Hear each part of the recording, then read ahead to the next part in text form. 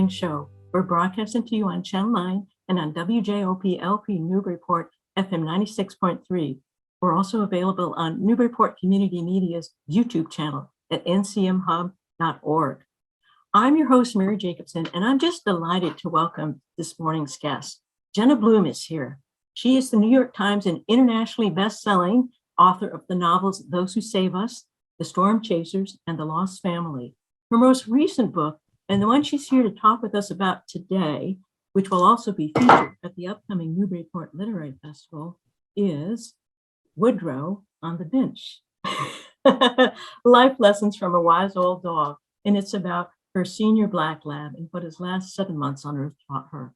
Jenna is one of Oprah's top 30 women writers, with her work published in more than 20 countries. She's based here in Boston, teaching at Grub Street Writers, where she's been running master fiction and novel workshops for more than 20 years. Jenna, welcome, and thank you so much for taking time to visit the morning show. It's my pleasure. Thank you so much for having me. Oh, it's a joy to have you here, and your book was a joy. I wanted to start out asking you about your decision to write Woodrow on the Bench, because it appears to me simultaneously to be a very touching and moving eulogy of a great dog's life, and also a celebration, touching and funny, of a handsome, loving, and lovable canine. And I'm curious to find out how you decided to write a book about Woodrow, and what was hard and what was gratifying for you about putting this memoir of your great dog together.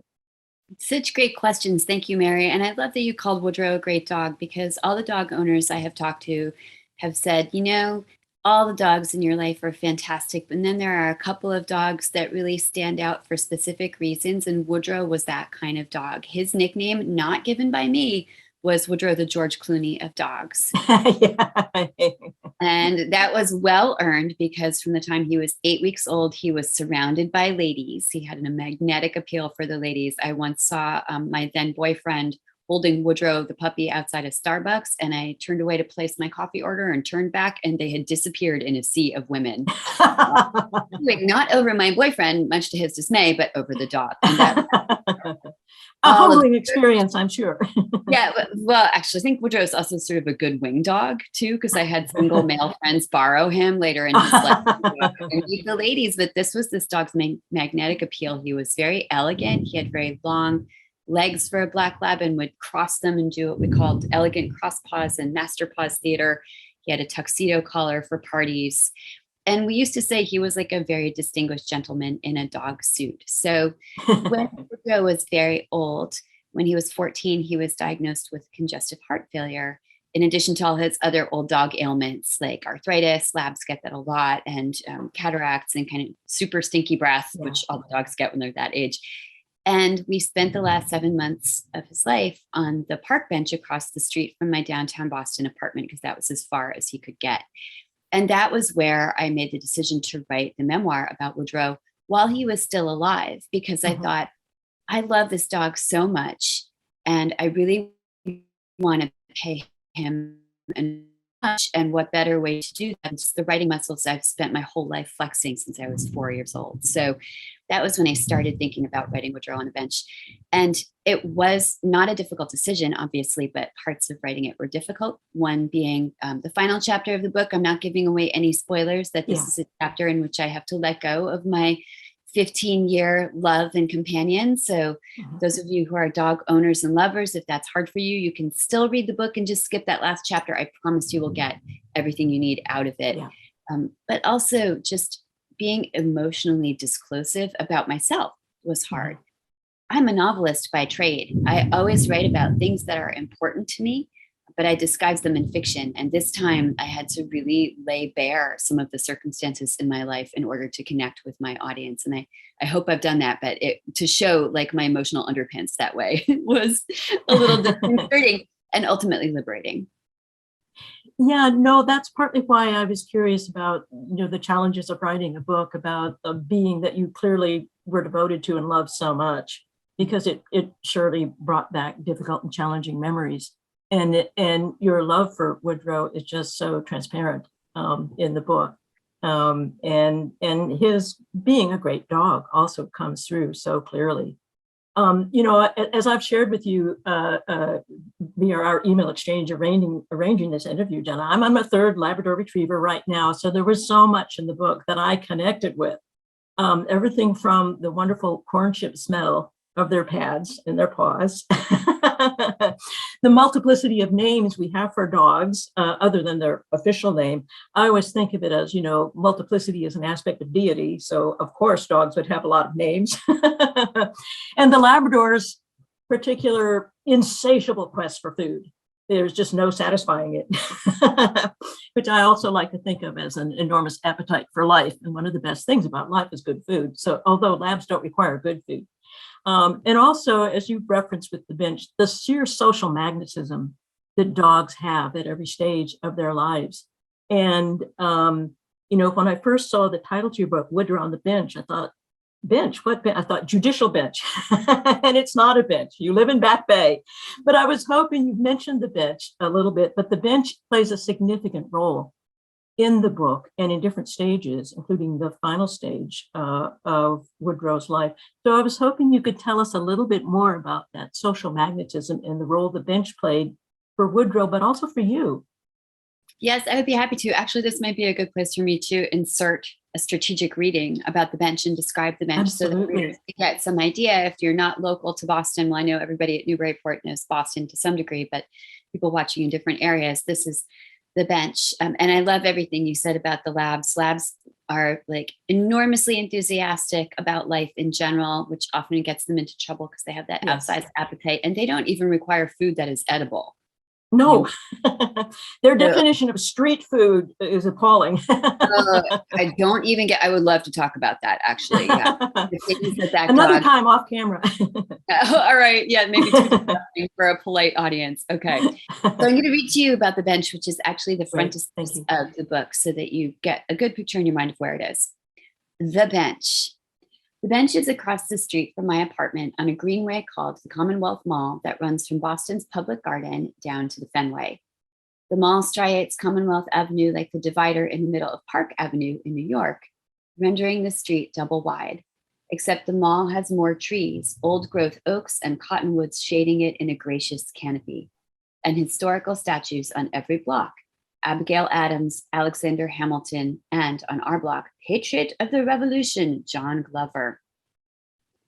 Like any park bench, the mall is, like any city park, the mall is lined with benches. Nothing special, weather-beaten wood supported by curlicued black iron. Some of them have plaques next to them commemorating people who once loved to sit there, to Ginger, my champagne lady, for all the sunsets, for Fred, a friend in every season. Our bench, Woodrow's and mine, has no plaque. It has nothing remarkable about it at all. It's just in closest proximity to where I live, opposite my front door. When I first moved into my Back Bay brownstone in 2008, I paid no attention to the bench. I don't even notice it. I have no idea that 11 years later, when my black lab Woodrow, then 4, has reached the extraordinary age of 14, that bench will be our daily destination, twice a day, in fact. Now, morning and night in all weathers, we will head there, and Woodrow, who can go no farther, whumps down in a patch of dirt his body has made in the grass next to the bench, and it will become our oasis. Neighbors will find us there, and friends and strangers, and I will be a sitting duck for conversation. I will try to work on my iPad and find it impossible. Woodrow will draw people to us like a magnet. The bench, his favorite place, will change my life. Thank you, Jenna, for that so much. You make it very easy to visualize the bench, and it is such a beautiful setting in Back Bay. So thank you for that. Well, in your book, there's a lot of frolicsome puppy and young dog memories that are very enjoyable. But your book really focuses on Woodrow's final months on the planet and his extraordinary joie de vivre and will to live, enabling him to survive congestive heart failure longer than anyone expected that he would, and live to enjoy bacon for many more days. But all dog owners know when they pick up the book and see lessons from a wise old dog where it's heading. The writer Willie Morris in his memoir, My Dog Skip, refers to dogs as a heartbreak waiting to happen. And there's a special quality I find, and I'd be interested in your take on it, that old dogs, really old dogs, have that I just am keenly drawn to. I don't know that I can put it into words except to say it's a kind of a poignance and an acute endearment. And taking care of them then as they approach the in-between stage of life, the bardo, I guess you could call it. It feels like somehow like a sacred undertaking. And I wonder how your feelings about Woodrow or your understanding of him changed as he entered these final months of his life, and how you're devotedly caring for him through to the very last minute, the very last second, really, of his life, changed you. Mary, you're going to make me cry. You were just doing not my intention. My goal is to make everybody ugly cry with this book. So it turned out it's fair play. I love that description of the bardo. I did feel as though Woodrow's last 7 months, which were sort of a miracle in and of themselves, were a very tender in-between period between his very robust and long, I mean, labs don't typically live to be 15, life, which he enjoyed thoroughly, and then his crossing the river, which I had to help him do, as most pet owners do. And I often questioned when he was that old, and especially after he had his heart failure diagnosis, when was the right time to let him go? And what was the delicate balance between me keeping him alive to enjoy the things he still enjoyed, to help him stay alive, and then when was that becoming sort of a cruelty and more for my sake than his? And I know that some of the readers in the book said, do you ever think that you went too far? I don't. I feel as though I can sleep really easily at night, because when Woodrow started to show signs of age, which he did when he was 10, and every day, after that, I started crying in the shower. I'm like, my dog has a white hair. My dog is getting old. I can't stand it. I can't stand thinking about going over that emotional Niagara Falls in a barrel when he goes. I started thinking about how long am I going to keep him with me? And I thought about Anna Quinlan's excellent memoir, Good Dogs Stay, about her old dog, in which she said, if the nose and the tail still work, the dog is happy. So even after Woodrow had his heart failure diagnosis, and even after he was having a rough time breathing, he still ate with aplomb. Of course, he ate only like human grade chicken salad that I made for him, and it had mayonnaise and mac and cheese with extra cheese. And he turned his snout away from his regular food. And I found myself on the floor with him, hand feeding him bites of like organic chicken and brown rice. But he was still happy. And when we went out to the bench, he still drew people to the bench to talk to him and us, and held court there. So I decided I was going to keep him with me until he was ready to let go in his last week of his life. He got this sort of long distance stare when the animals look like they're gazing into the afterlife. And I knew, I didn't want to know, but I did know. And that period, the reason I wrote this book was not just an homage to Woodrow, but to help owners put their arms around that final chapter in a pet's life that I've heard so few people talk about, and I think so needs to be talked about, the sweetness, like the unbelievable sweetness of those days, and the incredible physical difficulty of caring for, especially a larger dog. I'm not a large person, 85 pounds, and I only outweigh him by about 20 pounds. And I was literally carrying him in his harness up and down the steps to my apartment. And sometimes I needed other people's help with that. Those of us who have taken care of an elder, whether it's an animal or a human, know that for a while you live in a nursing home. And after Woodrow left, I went into my study where he'd been sleeping, and I looked around at, this area my friends had sort of cleaned up for me. And I thought, wow, now that he's gone, I can really see like this was a place of taking care of a creature who could not take care of himself in any way. And I was sort of amazed, because as you said, it's a great privilege to be tasked with taking care of somebody in his final days. And again, animal or human, if you're there, you put your needs aside and you take care of that creature, and you make sure that those days are as comfortable and as lovely as possible. And what a gift to be able to have that attenuated goodbye. Yeah, that's one of the things that I appreciated about your book, because it hasn't often been written about, and yet it's something that the dog owners go through. because as you mentioned earlier, more often than not, we're the ones who wind up making the decision.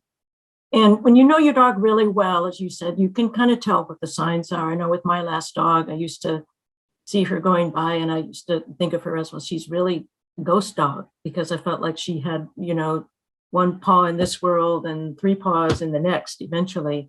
But it just feels, but you can't rush it. You can't, because of your own sorrow, you kind of need to try and ascertain what's the right time for this other being. And it's a hard thing to do, although in the end, I think with my earlier two dogs and with Woodrow, you can get a sense of when they're already somewhere else, which is an experience I've had really with an elderly relative as well. And so there are things that we learn about the nature of being alive, I think, from being a companion to a dog going through this, that deepens us and, hopefully makes us better people, which is kind of why we need dogs. That is so true. Yes, they certainly make you feel as though your heart is growing, the ways that you didn't necessarily know that they were smaller than they could be. So anyway, that was one of the things I appreciated about your book. So thank you for that. And I know it can't have been easy to go through, and it's certainly not easy to write about, but you did, and you did it beautifully with love and grace. So thank you for that. Well, I wanted to ask you, what do you hope that readers of Woodrow will carry forward from the book? And when I'm asking you that, I think what I'm really asking you is how you would describe Woodrow's legacy as channeled through you, his chronicler. Wow. Woodrow is looking down at me right now and saying Mamu, because he always called me Mamu. His voice, which I described to the audiobook narrator, is like a combination of George Clooney, of course, and Barack Obama. Yes, and he's saying, of course. the perfect man, basically. Saying, Mamu, you better get this right. I think one thing that I want to say is that the legacy of the book itself, I hope, does help animal owners and people who are grieving in general through those last days, and helps them find some value in those last days in addition to the sorrow. There is, for animal owners, a scale of life indicator that I put in the book that my vet gave me that helped me quantify the quality of Woodrow's life in those last 7 months, so that I would know maybe when it was time. And then also, like, when you start to see that 1,000-yard stare and the animals are changing their habits, you do see it in people too. I lost my mom a year before Woodrow went, and I remember the last week of her life, she really wasn't there anymore. Mm-hmm. So I think using that quantitative scale is comforting to people, to think, oh, I'm not imagining this, my animal or my person is really suffering, or they're still okay and they're still enjoying things. Like, let's take advantage of this time. So I hope that people carry forward that particular comfort, and also that it's okay to let go when it is that time, and that is a tiny fraction of a person or an animal's life. Like that last week, think about all the joy they've had in their lives, and then how infinitesimal that time of their not being there or their transitioning is, and really pay respect to that and take care of yourselves. Mm-hmm. Woodrow's legacy, each chapter in the book is a lesson he taught me. Each chapter is a month that he lasted after his heart failure diagnosis, when he should not have. And it was because he was lifted up by the love of our friends. And I think because he needed to teach me some things. So ask for help, accept help. You're not invisible. You're present. You're here. How to let go. But I think, damn, this is going to make me cry again. His legacy is really joy. Legacy is really joy. Like, all of my life, I was working so hard when I had him. I'm a writer, and I write, every day when I'm working on a project, typing on the little box, again, Mamu, that is so stupid. You should be playing with a ball. And the dog's legacy is take time out of your silly human workday to play with a ball, to go for a walk.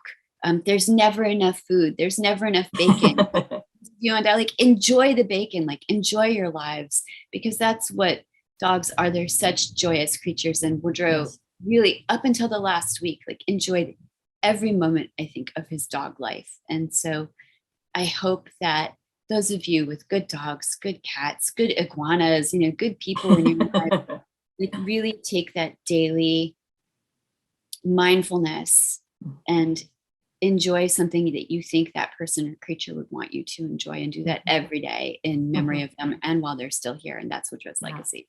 He's like, Mom, well, actually, my legacy is the dog is starving. Give me more food, which is also exciting. Which is part of what you were just saying. Well, thank you for that. I think that's a good description of Woodrow's legacy, and I think you're an excellent chronicler of it. But I think there's another dimension because you did write the book and you survived the loss, and you made something beautiful and meaningful out of it. And there's a lesson in that too. So that's, I guess, part of your legacy through Woodrow.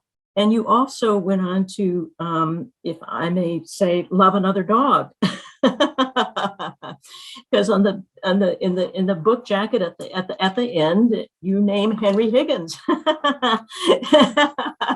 So how long did it take you before you were ready to get? And of course, it's another black lab, and I've seen a picture of Henry, very handsome, very soulful looking.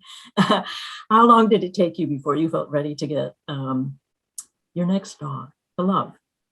Thank you. I was ready when I was on the bench, because I knew that even though I needed morning time for Woodrow, that I would not last long without a dog. And I really need to have that animal presence in my life. I grew up with dogs. We had 3 labs in my house growing up. So it was kind of like a lab farm. And they were all untrained. So it was like a crazy farm. Like we had a 120-pound lab named Gus, who used to charge at the front door every time he heard the doorbell with whatever object was closest at hand. And usually it was like a lamp or a tennis racket. That's how we would greet guests. So I knew that I wouldn't want to be without that joy and that silliness and that grounding stability and structure that a dog brought to my life. So after Woodrow crossed, I found a lab breeder in Minnesota and put down a deposit on a litter in March 2020. And so we all know how that happened. And so I had to wait until June 2020 to drive to Minnesota from Boston and pick up Henry. And Henry was very different, is very different from Woodrow. If Woodrow is like George Clooney in a dog suit, Henry is like a dog in a dog suit. I mean, he's a dog. And he's very still named. All of my dogs have literary names. Woodrow was named after Woodrow F. Call, the Texas Ranger, and Lonesome Dove, which is one of my top 10 favorite books. And Henry, of course, is named after a professor of linguistics, a British professor of linguistics. And he basically is like Owen Wilson going to a frat party and saying like, hey, who's got the beer? Very, very sweet dog, very athletic, loves other dogs, deceptively soulful looking, with big, movie matinee idol eyes, but also he is just a total sweetheart. And Woodrow, again, had that very distinguished voice. He was always very smooth, very suave, very debonair, or like debonair, as he would have said. Henry is like, his voice is like Mickey Mouse on steroids, and he calls me lady, and he's like, lady, everything here is very peculiar, and you're starving, and also other dogs, and also other dogs, and also starving, and where is my door stopper? Because he has a great fondness for rubber door stoppers. So in my building in Boston, all of our doors in the building have 5 door stoppers beneath them, because the maintenance guy put them there so Henry could have his fill of door stoppers. Best day ever. So he again is like a total joy, and the love is very different. And what people said to me when they heard I was getting another dog was, you will think your new dog is weird because he's not the old dog. And that was totally true. Henry is going to be 2 on St. Patrick's Day. And I'm just now feeling as though I'm getting to know him for little self and not comparing him to my elegant ambassadorial Woodrow.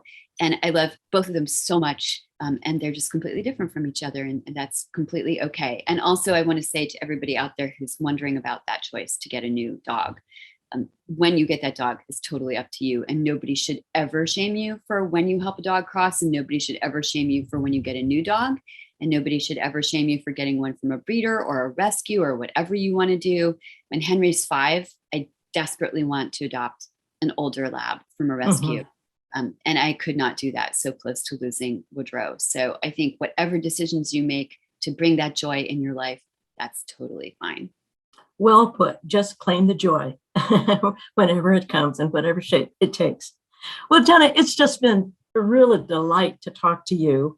And for people who want to learn more about Jenna or her books, she will be making a presentation at the Newburyport Literary Festival, which will take place between April 29th and May 1st. For information about that, go to newburyportliteraryfestival.org. For more information about Jenna's other books and to see Woodrow's Instagram page and a very magnificent wall of great, absolutely great dogs, go to Jenna's own website at jennablum.com. Can't thank you enough, Jenna. It's been really fun to talk to you, and thank you for writing the book. It has been my pleasure talking with you, and thank you so much for asking all the great questions about Woodrow. What a treat. Oh, thank you. It's been an honor and a pleasure. Bye now. My next guest on today's morning show is Jane Ring Frank. She's the artistic director of the Cantemus Chamber Chorus here on the North Shore, and she's here to talk about their upcoming performance of Missa Gaia, or Earth Mass, which will be happening May 1st at 4 p.m. at Belleville Congregational Church here on High Street in Newburyport. So first of all, Jane, nice to see you again.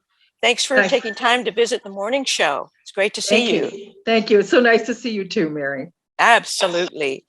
Well, Jane, I believe that the timing of the performance of Missa Gaia coincides with two significant anniversaries. So could you start by telling us a little bit about both of those anniversaries?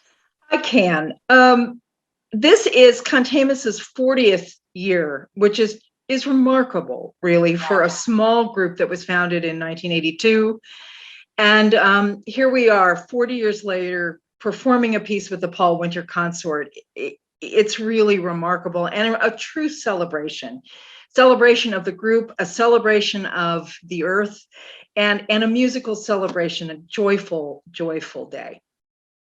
And, you know, just an excellent choice for the 40th anniversary, it strikes me. So, but I think, Missa Gaia has an anniversary as well, doesn't it?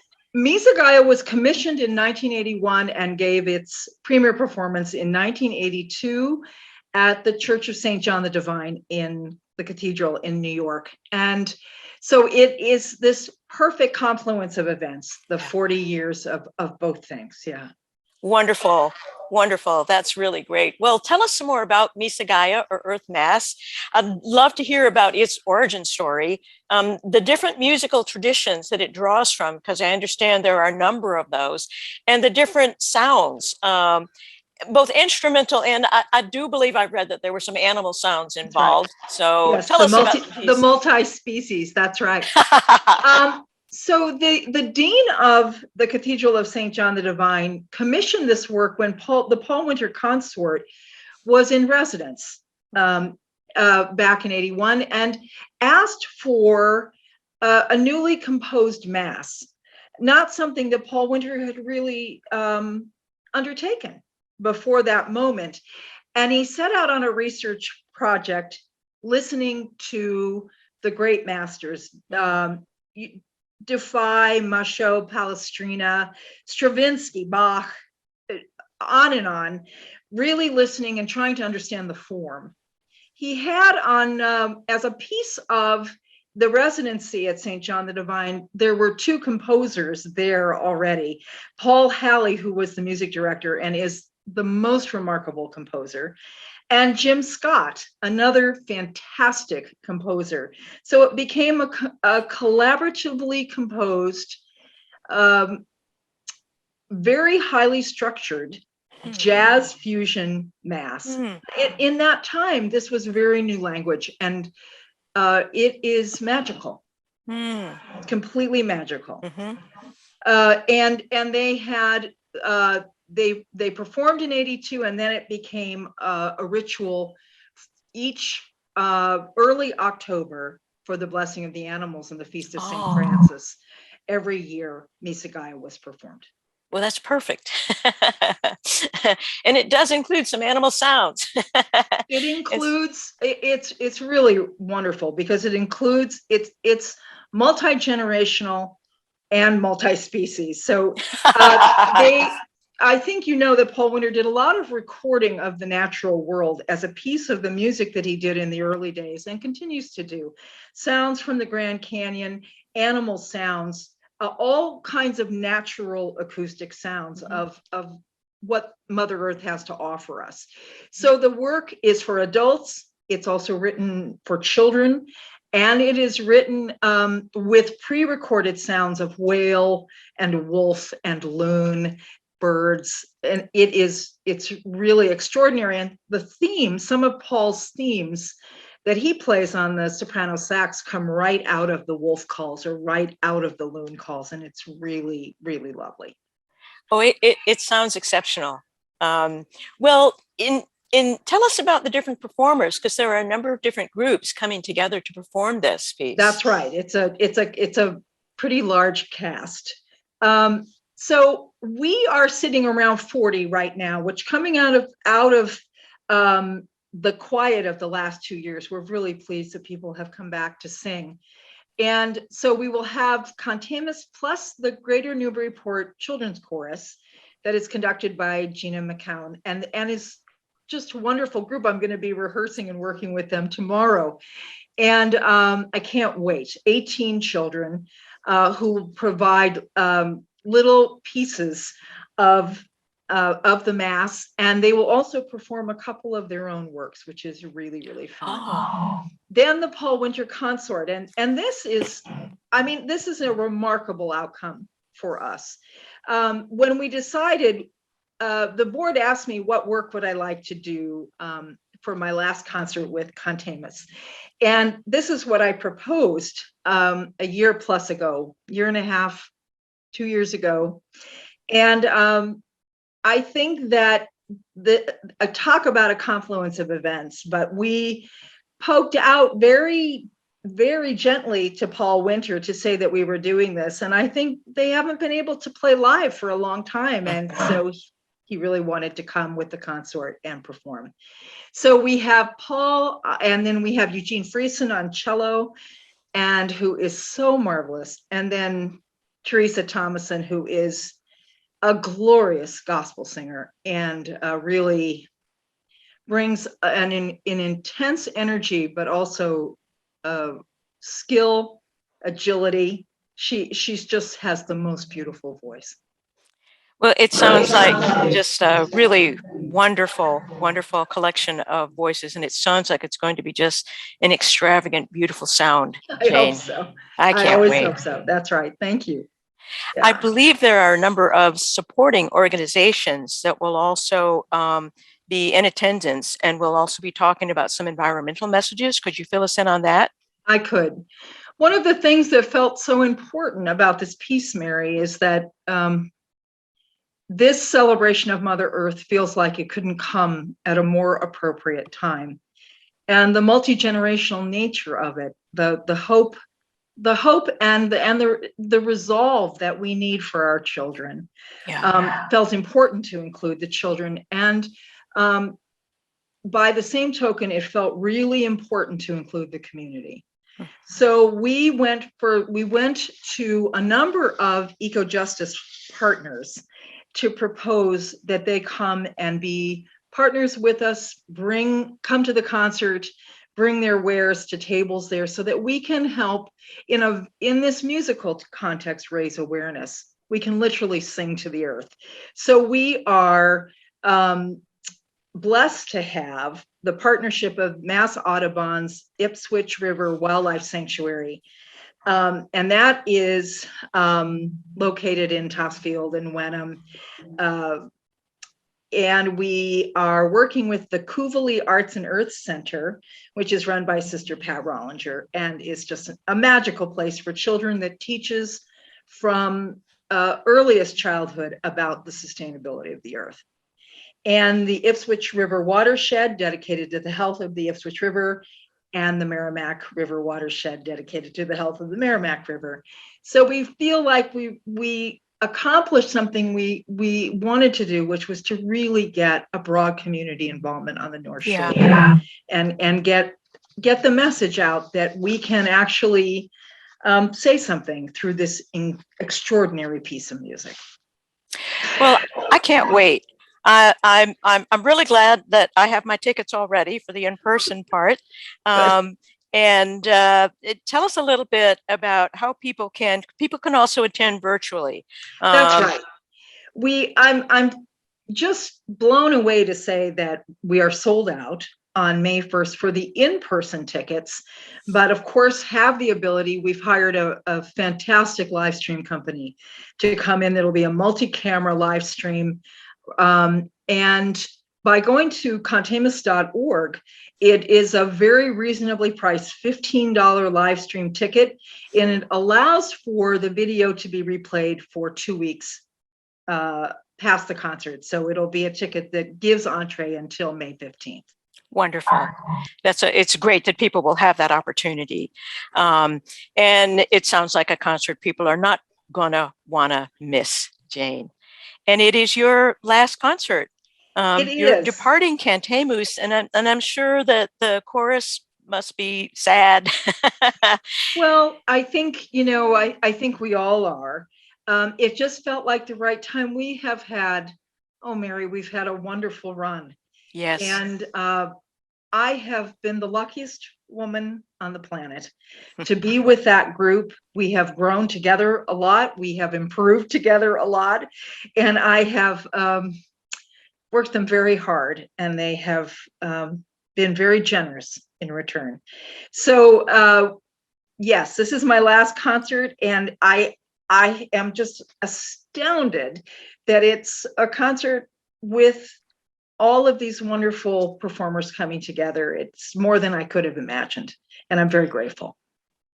Well, and having been to a number of Cantemus concerts, I'm grateful. The North Shore is grateful, because if you may have worked them hard, but together you all brought a lot of really glorious music to the North Shore. So I thank you for that, Jane. And I'm sure it's going to be a spectacular concert, and I can't wait. And I wish you all the very, very best in whatever you wind up doing. And I thank you for your years of conducting Cantemus and bringing such wonderful music to the North Shore. So thank you for today as well. Thanks for taking the time to come on the morning show and talk to us about this wonderful concert, Jane. I really thank you for your support, Mary, along the way. I've been so, so grateful. Absolutely, Jane. Take care. Take care.